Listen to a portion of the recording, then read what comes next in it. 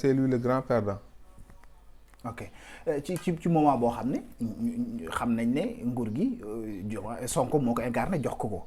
est-ce que nga foog ne loolu tamit nekk na loo xam ne lu yomb carrément lay doon ndax Diomaye xam na bu baax a baax enjeu bi fi mu toll pouvoir bi nga xamante ne bi Sonko am na ko xale yeeg yu ni mel nga foog loolu est-ce que dina yomb ëllëg même si que ñenn ñi ñi ngi koy xalaat en fait. dañuy yomb yow fenn nit ki bu xasee falu.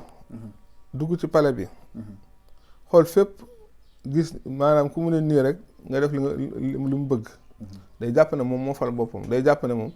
maanaam naan être un président fort nangam. maanaam loolu mooy nekk ci bopp surtout mooy kàddu yi doon jug ci jamonoy Macky Sall. voilà daa war a fort président. voilà te yooyu day fi ne ni président en fait. moom fi ne dafa jàpp ci ne instant ba léegi nekkul président bu fort dafa war a nekk un président fort.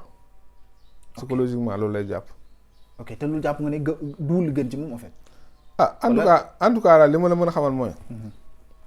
nit ñi Sonko lañu gëm moo wax ñu dégg. comprendre nga. ci làmmiñu olof bu set wecc dégg olof bu set wecc. comprendre nga ndax nit ñi dañuy bëgg kii wax ak ñoom. maanaam du wax ay français yoo xam ne lay lëre. wala di sànni nit ñi wala di bëgg maanaam bëgg leen gëlëmal. comprendre nga boo xool li tax Sonko gagné confiance sénégalais yi. dafa ñëw incarner un Sénégal typique. un Sénégal typique maanaam wax olof bi leer. ba pare boole ko. ñun suñu ay culture nga xam ne ñun dañu gëm kuy incarne ay valeurs.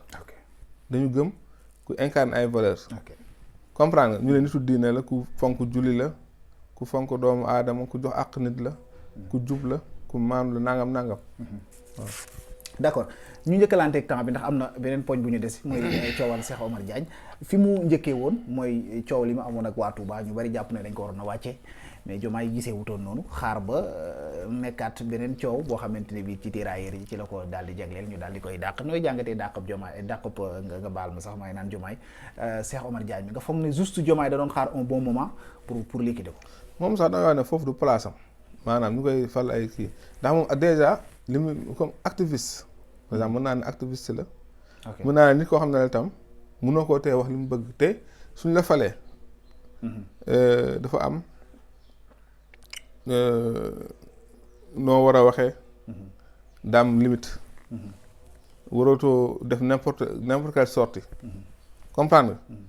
te moom bu fekkee dafa bëgg loolu di ko continuer di ko wéyal ak poste bi ñu ko jox du mën a méngoo. ok kon da ngay fekkee da ngay bokk xalaat ñi nga xam ne ñoo doon wax ne Cheikh Omar Diagne warutoon na nangu poste boobu en fait. waaw waru ko woon nangu. moom